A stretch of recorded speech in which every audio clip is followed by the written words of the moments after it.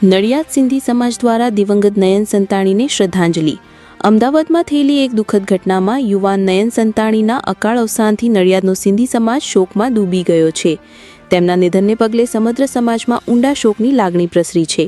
આ દુઃખદ ઘડીમાં દિવંગત આત્માને શ્રદ્ધાંજલિ આપવા અને પરિવાર પ્રત્યે સંવેદના વ્યક્ત કરવા માટે ગત શનિવારે રાત્રે 10 કલાકે ઝૂલેલાલ મંદિર, રાધા સિંધુ ભવન, નડિયાદ ખાતે એક શ્રદ્ધાંજલિ સભાનું આયોજન કરવામાં આવ્યું હતું।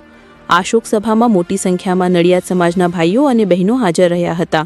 સૌએ મીણબત્તીઓ પ્રગટાવીને મૌન પાડ્યું હતું અને દિવંગત નયન સંતાણીને ભાવભીની શ્રદ્ધાંજલિ અર્પણ કરી હતી। આયોજક ઝૂલેલાલ મંદિર, રાધા સિંધુ ભવન, નડિયાદ દ્વારા સમગ્ર નડિયાદ સમાજને આ મુશ્કેલ સમયમાં સંતાણી પરિવાર સાથે ઊભા રહેવા અને તેમને હૂંફ આપવા માટે અપીલ કરવામાં આવી છે। રિપોર્ટર નરેશ ગણવાણી, નડિયાદ। બહેનો, માતાઓ અને ભાઈઓને ખ્યાલ હશે કે 4 દિવસ પહેલા મણિનગરમાં આપણા સિંધી સમાજના દીકરા નયન સંતાણીની હત્યા થઈ છે।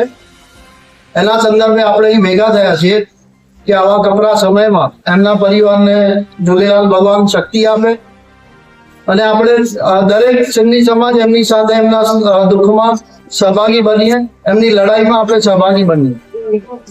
અમારી સરકારને એક જ વિનંતી છે કે આ જે ક્રૂર હત્યા થઈ છે દીકરાની, એની સામે હજુ સુધી અમને ન્યાય મળ્યો નથી।